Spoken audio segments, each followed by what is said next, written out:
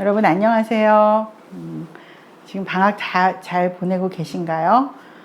비가 많이 오고 있는데 여러분 계신 곳에서는 별 피해가 없었으면 좋겠습니다. 오늘은 베드로 후서 말씀으로 한번 은혜를 같이 나눠보려고 합니다. 오늘 본문은 베드로 후서 1장 1절에서 11절까지의 말씀입니다. 제가 한번 읽도록 하겠습니다. 예수 그리스도의 종이며 사도인 시몬 베드로는 우리 하나님과 구주 예수 그리스도의 의를 힘입어 동일하게 보배로운 믿음을 우리와 함께 받은 자들에게 편지하노니, 하나님과 우리 주 예수 그리스도를 알므로 은혜와 평강이 너희에게 더욱 많을지어다. 그의 신기한 능력으로 생명과 경건에 속한 모든 것을 우리에게 주셨으니 이는 자기의 영광과 덕으로서 우리를 부르신 이를 알므로 말미암음이라. 이로써 그 보배롭고 지극히 큰 약속을 우리에게 주사 이 약속으로 말미암아 너희가 정욕 때문에 세상에서 썩어질 것을 피하여 신성한 성품에 참여하는 자가 되게 하려 하셨느니라. 그러므로 너희가 더욱 힘써 너희 믿음의 덕을, 덕의 지식을, 지식의 절제를, 절제의 인내를, 인내의 경건을, 경건의 형제 우애를, 형제 우애의 사랑을 더하라. 이런 것이 너희에게 있어 흡족한즉 너희로 우리 주 예수 그리스도를 알기에 게으르지 않고 열매 없는 자가 되지 않게 하려니와, 이런 것이 없는 자는 맹인이라 멀리 보지 못하고 그의 옛죄가 깨끗하게 된 것을 잊었느니라. 그러므로 형제들아, 더욱 힘써 너희 부르심과 택하심을 굳게 하라. 너희가 이것을 행한즉 언제든지 실족하지 아니하리라. 이같이 하면 우리 주 곧 구주 예수 그리스도의 영원한 나라에 들어감을 넉넉히 너희에게 주시리라. 아멘. 자, 이 본문을 가지고 저는 신성한 성품에 참여하는 자라는 제목으로 말씀을 나눠보려고 합니다. 오늘 본문 3절, 4절을 한번 다시 보겠습니다. 3절, 4절을 보면 이런 말씀이 있습니다. 그의 신기한 능력으로 생명과 경건에 속한 모든 것을 우리에게 주셨으니 이는 자기의 영광과 덕으로서 우리를 부르신 이를 알므로 말미암음이라.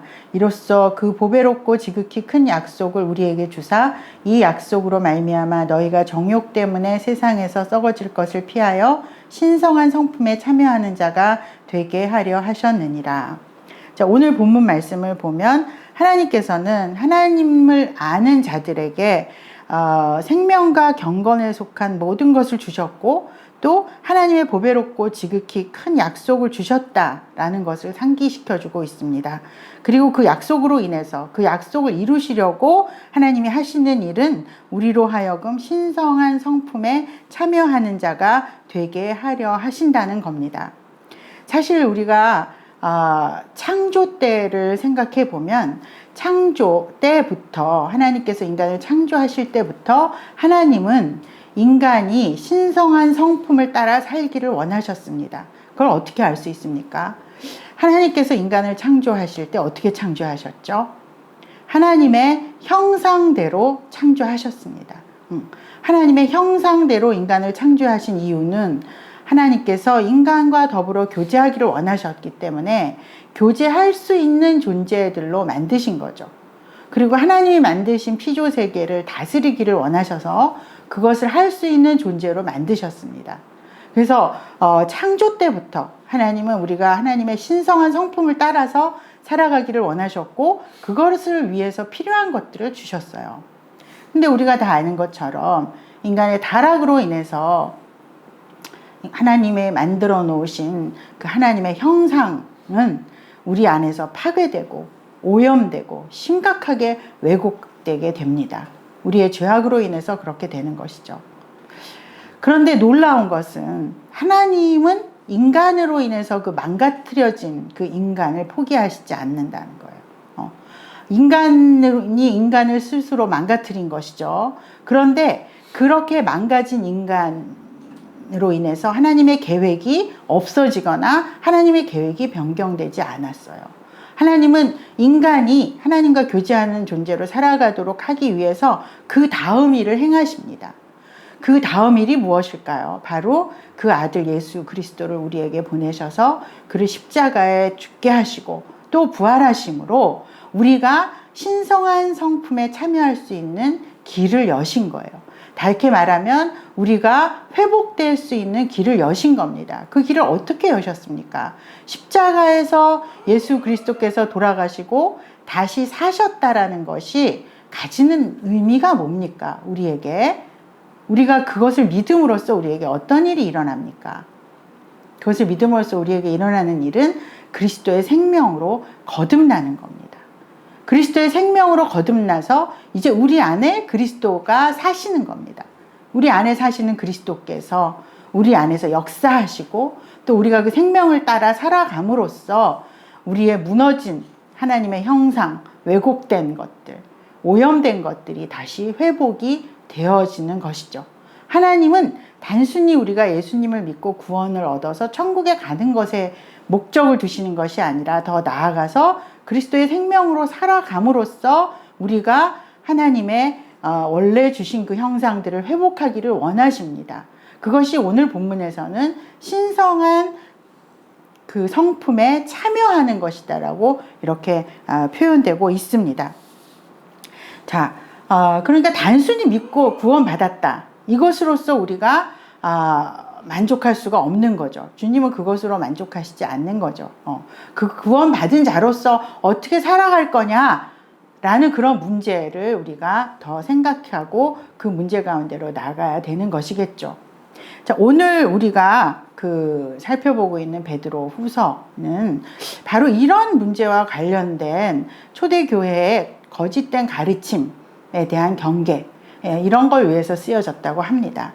당시에 이런 가르침이 있었다고 해요. 믿음과 삶을 분리시키는 거예요. 그냥 예수님 믿었으면 됐다 이거예요. 그 다음에 삶의 변화에 대해서는 강조하지 않는 것이죠. 강조하지 않을 뿐만 아니라 어떤 경우에는 그건 율법적인 거다 이렇게 말하면서 그 부분들을 오히려 중요시하지 않고, 그래서 삶의 변화에 대한 것들을 지나치게 중요시하지 않다 보니 도덕 폐기론과 같은 그런 가르침까지도 초대교회 때에 있었다라고 봅니다. 그런 영향들로부터 성도들을 지키고 그런 잘못된 가르침에 빠지지 않기 위해서 쓰여진 서신서가 바로 오늘 우리가 다루고 있는 베드로 후서다, 이렇게 얘기하고 있습니다. 그래서 베드로 후서에서는 성도들이 마땅히 맺어야 되는 열매, 삶의 변화를 굉장히 강조합니다. 그리고 그것들이 어떤 식으로 이루어져야 되는지도 매우 구체적으로 언급하고 있습니다. 그러면서 이 서신서에서 그 한마디로 그것을 뭐라고 요약하느냐 하면 지금 거듭 이제 우리가 인용을 한 말씀인데요. 신성한 성품의 참여다, 이렇게 이야기하고 있는 것을 볼 수 있습니다. 그것이 하나님의 계획이다 라는 거죠. 그게 인간으로부터 온 생각이 아니고 하나님이 그런 계획을 우리 안에 갖고 계셨다라고 지금 얘기를 하고 있는 겁니다. 자, 신성한 성품에 참여한다는 것은 좀 구체적으로 살펴본다면 어떤 의미일까요? 5절에서 7절 말씀에 보면 그 구체적인 내용들이 나옵니다. 5절, 7절을 한번 보시겠습니다.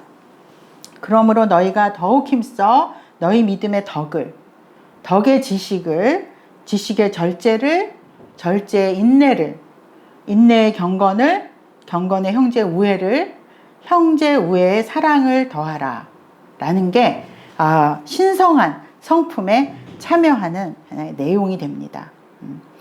자, 우리가 이 말씀을 통해서 보듯이 가장 기초에 뭐가 있죠? 믿음이 있습니다. 믿음이 모든 것의 기초입니다. 믿음이 없는 사람은 우리가 크리스찬이라고 할 수가 없고, 이 명령을 하나님을 믿는 사람들에게 주시는 말씀이기 때문에 믿음은 당연히 전제가 될 수밖에 없습니다. 이게 삶의 기초고 시작점입니다. 근데 중요한 것은 시작점이라는 겁니다. 믿음을 갖는 것에서 끝나면 안 된다는 거죠. 그리고 믿음은 한번 처음에 가지면 그것으로 그냥 끝이 아니라 믿음은 자라가는 거거든요. 그 믿음이 자라가는 가운데서 우리 삶에서 맺혀져야 되는 열매가 있다라는 거죠. 그런데 그냥 처음 믿은 그 믿음만을 그냥 가지고 그 자리에 머물러 있다 보면은 그거는 마치 어린아이의 믿음처럼 오히려 뒤로 후퇴하는 게 될 수도 있겠죠. 근데 어쨌든 믿음이 모든 것의 기초고 믿음이 시작입니다. 자, 그 믿음이 성장해 가면서 우리의 삶에서 구체적인 열매들이 맺혀야 되는데 그 첫 번째를 이 본문에서는 덕이라고 했습니다. 덕이 뭘까요? 덕이라는 말은 좀 어렵죠. 우리가 좀 그것을 쉬운 말로 생각을 해본다면 선한 성품이다. 이렇게 번역이 되기도 합니다. 선한 성품. 선한 성품은 뭘까요? 그냥 착한 거? 예. 착한 것도 선한 성품일 수가 있겠죠. 그러나 좀 애매하죠. 착하다는 게 뭔지. 그걸 조금 더 우리가 더 들어가서 생각을 해보면 결국 성품의 문제는 마음의 문제입니다. 어떤 행동 이런 거 이전에 태도 이런 것 이전에 내가 어떤 마음을 갖고 있는가 하는 문제입니다. 그리고 그것을 좀 구체적으로 알려면 결국 관계 속에서 우리가 살펴봐야 합니다.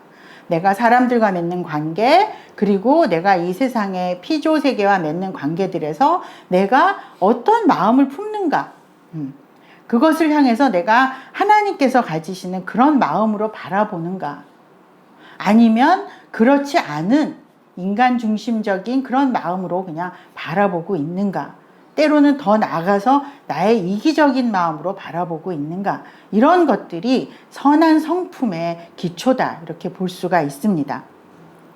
그래서 우리가 먼저 우리의 마음을 들여다봐야 되는 거죠.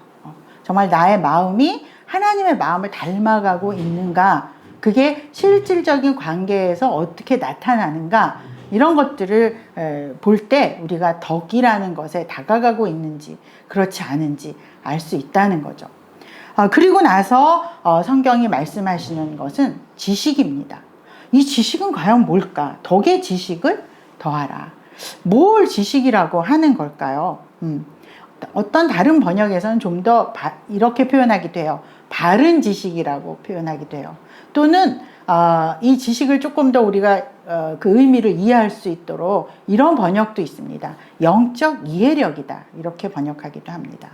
여기서의 지식은 뭐냐 하면 우리가 믿는 것에 대해서 우리가 잘 이해하고 있는가 하는 거예요. 내가 뭘 믿고 있고 내가 어떤 것을 알고 있지? 하나님에 대해서 그리고 나의 믿음은 과연 무엇을 위한 것이지? 이런 것들을 내가 잘 알고 있느냐라는 겁니다. 열심히 믿는 것도 중요하지만 사실은 어떻게 믿느냐가 더 중요하고 또 무엇을 믿느냐가 더 중요합니다. 그것이 전제되지 않은 상태에서의 열심은 때로는 위험하다 이렇게도 볼 수가 있습니다. 그래서 바른 지식을 갖는 것이 우리의 바른 믿음을 위해서는 아주 필요한 것이다 이렇게 볼 수 있습니다. 어떻게 바른 지식을 가질 수가 있을까요? 하나님에 대해서. 그리고 그 지식이 어떻게 성장할 수 있을까요? 그냥 다른 사람들이 다 준비해 놓은 밥상에서 이렇게 떠서 먹여주는 그런 것만을 먹어서는 믿음이 성장할 수가 없고 지식도 성장할 수가 없습니다. 우리가 굉장히 적극적으로 능동적으로 하나님 앞에 나가려고 애를 써야 합니다. 그리고 하나님께 물어야 합니다. 정말 믿음이 뭡니까, 주님? 믿는다는 게 뭡니까? 내가 믿고 있는 하나님은 과연 어떤 분이십니까? 이런 질문들을 적극적으로 우리가 하면서 능동적으로. 그래서 이렇게 어떤 수동적이고 피동적인 상태로 머물러 있으면 안 되고, 그렇게 하나님 앞에 나가서 우리가 찾아 나갈 때 우리는 영적 이해력이 자라갈 수 있고 우리의 지식이 자라갈 수 있습니다. 근데 이 지식이라는 것들이 잘못되어지면 사실은 이제 자기가 높아질 수 있어요. 그렇지 않습니까? 우리가 이 세상의 지식도 많이 알게 되면 교만해질 가능성이 있는데 영적인 지식도 마찬가지인 것 같아요. 내가 하나님 앞에 나가서 막 이렇게 하나님 알아가는 건 중요한데 그러다 보면 때로는 영적인 교만에 빠질 수도 있습니다.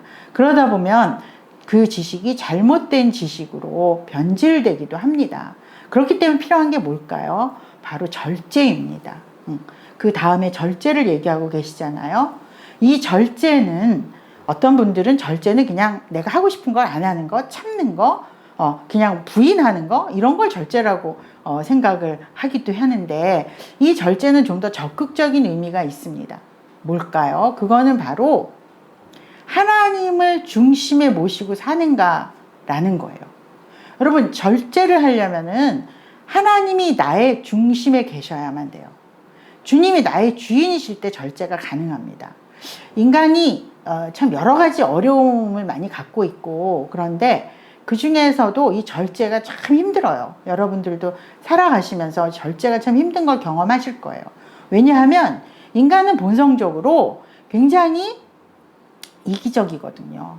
그리고 자기 자신을 그 욕구가 너무 중요하고 자기가 너무 중요하기 때문에 그런 것들을 내려놓는 게 쉽지가 않아요. 내가 내려놔야지 이래가지고 내려놔지는 게 아니에요. 뭔가 힘을 과시하고 싶고 지식을 과시하고 싶고 이런 것들이 인간이 가지고 있는 본질이거든요. 그거는 누구나 할 거 없습니다. 저도 마찬가지고 여러분도 마찬가지입니다. 근데 그걸 해결하는 방법이 뭐냐? 바로 하나님이 나의 삶의 주인이신가? 이것을 철저히 인식하는 거예요. 그리고 주님이 나의 중심에 계신가를 인식하는 거예요. 근데 그걸 인식한다 그래서 그럼 절제가 자동적으로 이루어질까요? 그렇지 않죠. 그래서 필요한 것이 바로 훈련입니다. 훈련이 있어야 돼요. 근데 이 훈련이 하루아침에 몇 번 훈련받았다 그래가지고 되는 게 아니에요. 뭐 몇 주 완성 코스 이런 게 없어요. 절제는 어떻게 보면 평생에 걸쳐서 이루어져야 되는 훈련입니다. 그 훈련의 과정에서 우리는 굉장히 어려움을 경험하기도 하고 고난을 당하기도 하고 때로는 징계를 받기도 해요. 또 우리는 실패도 많이 합니다. 절제를 잘 못해가지고. 그런 과정 속에서 끝까지 그것을 이루어내기 위해서 우리에게 필요한 것은 바로 인내입니다. 어떻게 우리가 이런 실패의 과정에서, 어려움의 과정에서, 이 훈련의 과정에서 끝까지 믿음을 지키며 가는가. 그것은 바로 견뎌내는 것. 견인, 그리고 인내. 이렇게 우리가 이야기할 수 있습니다. 인내는 소망에 이르게 한다고 했는데 바로 그 소망을 붙잡으면서 우리가 인내해내야지만 우리 안에 절제의 열매들이 맺히게 되는 거죠. 그런 인내의 과정을 통해서 우리가 성숙해지고 그런 성숙의 과정 속에서 우리는 경건에 이르게 된다. 이렇게 오늘 말씀하고 있습니다. 경건이라는 거는 뭐냐? 야고보서 1장 26절에서 27절에 보면 경건에 대해서 이렇게 말씀하고 있어요. 누구든지 경건하다 생각하며 자기의 혀를 재갈 물리지 아니하고 자기 마음을 속이면 이 사람의 경건은 헛것이라. 하나님 앞에서 정결하고 더러움이 없는 경건은 곧 고아와 과부를 그 환난 중에 돌아보고 또 자기를 지켜 세속에 물들지 아니하는 이것이니라.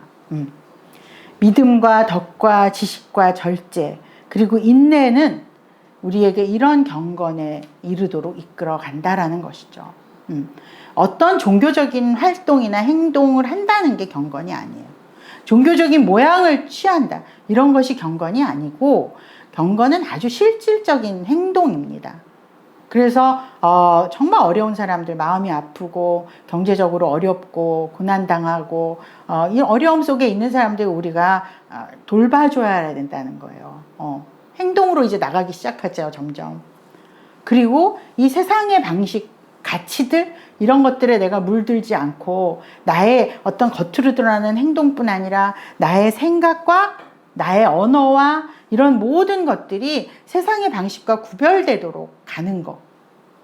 뭐 내가 뭐 세상에서 하는 이런 걸 좀 안 하고 뭐 사람들이 하는 뭐 세상 사람들이 하는 이런 걸 좀 안 하고 그것도 굉장히 중요한 거예요. 그러나 그거보다 더 중요한 거는 생각의 방식, 그리고 가치, 그리고 그런 것들에서 오는 사람을 대하는 방식, 이런 것들 자체가 하나님의 것으로 변화되어야 된다는 거예요. 세상의 것이 아니라. 그것이 참 경건이라는 거죠. 주일날 교회 가서 예배 드리고 이런 거 다 중요하지만 교회 열심히 가고 그 다음에 뭘 안 하고 뭘 참고 요것으로 경건이 됐다. 이렇게 보기는 어렵다는 거죠. 그렇게 됐을 때 참 우리는 어떤 굉장히 잘못된 모양만 있는 경건을 취할 수도 있습니다. 근데 오늘 여기 야고보서 말씀에서는 바로 경건을 앞에서 말씀드린 것처럼 그렇게 설명을 하고 있습니다. 그리고 이 경건이 이르는 곳은 결국 형제 우애. 이거는 믿는 사람들끼리의 얘기죠. 정말 나의 형제를 존중하고 가치 있다고 생각하고 그 형제가 정말 그 사랑하고 관용하고 품고 하는 이런 형제 우애, 이 형제 우애를 우리가 실천해야 된다. 이게 신성한 성품에 참여하는 거다. 그런데 우리끼리 그냥 믿는 사람들끼리 그렇게 사랑하고 아끼는 것이 아니라 더 나가서 사랑에 이르러야 된다는 거예요. 안 믿는 사람들에게까지 그 사랑을 가지고 나가야 된다라는 거죠. 자, 그래서 우리가 안 믿는 사람들에 대해서도 이 하나님의 마음을 품고 그 사랑을 가지고 그들을 대하고 긍휼히 여기면서 이렇게 세상 가운데로 가야 한다라는 겁니다. 자, 여러분, 이 5절에서 7절 말씀 우리가 이렇게 한번 생각해 봤는데 너무 어렵지 않습니까? 저는 너무 어렵습니다. 이걸 도대체 어떻게 하란 말이냐, 이런 생각을 하게 됩니다. 그런데 성경은 너무 단호하게 이것이 주님의 뜻이라고 말씀하십니다. 너희는 그렇게 돼야 해. 그리고 내가 너희를 신성한 성품에 참여하는 자가 되게 하겠어 라고 하나님은 말씀하십니다. 그 하나님의 계획은 변하지 않습니다. 그러면 참 이해할 수가 없는 거예요. 주님이 내가 어떤 존재인지, 얼마나 연약하고 부족한 존재인지 아시는데 도대체 왜 이러시는 겁니까? 이런 생각을 하게 되는 거죠. 어떤 사람들은 이런 얘기도 해요. 이건 너무 율법적이다. 우리가 예수님 믿고 구원받는 거지, 은혜로. 이렇게 행위로 구원받는 것도 아니고, 우리가 뭐 그렇게 100% 변화될 수 있는 사람들도 아닌데, 이런 얘기를 많이 하다 보면 은혜가 줄어든다, 뭐 이런 생각을 하는 사람들도 있을 수 있어요. 자, 우리는 물론 은혜로 구원받습니다. 은혜가 아니면은 우리는 구원받을 수도 없고 구원 이후의 삶도 살 수가 없습니다. 그래, 은혜라는 측면에서 생각을 해봤을 때 하나님의 이런 계획은 정말 은혜스러운 거예요. 왜냐하면 아까도 말씀드린 것처럼 내가 어떤 사람인지 아시는데, 내가 얼마나 부족하고 얼마나 죄를 이기기 힘들어하고 얼마나 같은 죄를 반복해서 짓는 존재인지 아시는데, 하나님은 포기도 하지 않으시면서 나를 향해서 내가 너를 신성한 성품에 참여하게 하려고 해 라고 말씀하시는 거예요. 저를 가치 있는 존재로 여기시고 가치 있는 존재에 합당한 모습으로 만드시려고 하는 거예요. 그거보다 더 큰 은혜가 어디 있을까요? 사람이 무엇이간데 우리가 도대체 무엇입니까? 여러분, 우리의 본질을 생각해 봤을 때 우리는 먼지와 같은 존재라고 되어 있고, 지금 코로나19도 그렇고 이런 장마 이런 거를 당하면서도 참 자연 앞에서 우리가 얼마나 작은 자입니까? 그런데 주님은 우리를 신성한 성품에 참여하는 자들로 만드시겠다는 거예요. 그 주님의 비전, 우리를 향한 주님의 그 비전이 은혜 아니겠습니까? 거기에 더해서 하나님은 그래 이제 너희가 알아서 해라 이렇게 얘기하시지 않았다는 거죠. 앞에서 우리가 살펴봤던 2절, 3절, 4절 말씀을 한번 보면 이렇게 나와요. 2절에서는 뭐라고 그러냐면 은혜와 평강이 너에게 더욱 많을지어다. 이게 뭡니까? 더욱 많을지어다. 이미 있는데 더욱 많을 거라는 거예요. 하나님 더 주신다는 거예요. 3절에서는 뭐라 하냐면 그의 신기한 능력으로 생명과 경건에 속한 모든 것을 우리에게 주셨대요. 그의 신기한 능력으로 생명의 경건에 속한 모든 것을 우리에게 주셨답니다. 4절에서는 그 보배롭고 지극히 큰 약속을 우리에게 주사, 그렇게 말씀하십니다. 앞서서 우리가 예수 그리스도를 통해서 하나님께서 주신 은혜, 그것이 바로 지금 2절, 3절, 4절에서 하고 계신 말씀이죠. 근데 이걸 누구에게 주시는 걸까요? 우리가 해야 되는 초점이 여기에 있어요. 누구에게 주시는 걸까? 바로 하나님을 아는 자들이라고 말씀하고 계세요. 이 성경에 보면 하나님을 아는 자들, 그리스도를 아는 자들에게 내가 이걸 준다라는 거예요. 안다는 게 뭡니까, 여러분? 하나님과 교제하는 거예요. 하나님과 관계를 맺는 거예요. 하나님을 더 많이 알아간다는 건 하나님과 더 친밀해진다는 거예요. 내가 하나님께 더 친밀하게 다가가고 하나님과 관계를 맺고 하나님과 교제할수록 앞에서 2절, 3절, 4절에서의 그 말씀들이 내 안에서 이루어지고 그것을 통해서 나를 어디로 이끌어 가세요? 신성한 성품에 참여하는 자로 이끌어 가신다는 겁니다. 8절에 좀 더 명확하게 표현됩니다. 이런 것이 너희에게 있어 흡족한즉 너희로 우리 주 예수 그리스도를 알기에 게으르지 않고 열매 없는 자가 되지 않게 하려니와 라고 말씀하십니다. 네. 여기서도 또 다시 한번 강조하십니다. 너희로 우리 주 예수 그리스도를 알기에 게으르지 않고 라고 말씀하십니다. 이게 너무 중요한 거죠. 우리 그리스도를 안다는 것이. 그분을 우리가 바로 안다면 거기서 하나님이 예비하신 축복들이 우리 가운데 임하게 되는 것이고 우리를 향한 하나님의 비전이 이루어지고 우리는 거기에 참여하는 자가 되는 것입니다. 자, 분명히 우리의 노력이 필요합니다. 5절에서 이렇게 말씀하시죠. 너희는 더욱 힘써. 그리고 8절에서도 게으르지 않고 라고 말씀하십니다. 우리는 분명히 노력해야 합니다. 신성한 성품에 참여하기 위해서, 또 하나님께 다가가기 위해서, 하나님과 더 친밀한 관계 속으로 나가기 위해서 노력하고 애써야 돼요. 저절로 그냥 가만히 앉아있으면 저절로 되는 게 아니에요. 하나님이 알아서 하시겠지. 그냥 나 사랑하시니까 그냥 어떻게 하시겠지. 그렇지 않아요. 우리를 그런 존재로 안 만드셨어요. 우리가 스스로 일어나서 움직이고 결단할 수 있는 존재로 우리 만드셨기 때문에 하나님은 우리가 그걸 사용하길 원하십니다. 노력해야 됩니다. 그렇지만 무엇보다 중요한 것은 그 모든 것 가운데서 역사하시는 하나님에 대한 우리의 믿음입니다. 그 하나님을 정말 믿는다면, 하나님과의 우리의 친밀한 관계가 있다면 우리는 노력할 겁니다. 게으르지 않을 겁니다. 나에게 그 노력과 게으름이 노력이 부족하고 내가 게을러진다면 뒤집어서 생각을 해야 되겠죠. 하나님과의 관계가 문제가 있구나. 그래서 우리는 노력해야 되고 그 가운데서 하나님은 또 우리 안에서 그리스도의 생명을 이루어 가시고, 그러면서 우리가 회복되어지고 정말 하나님의 신성에 참여한다는 그런 귀한 경험들을 하게 될 겁니다.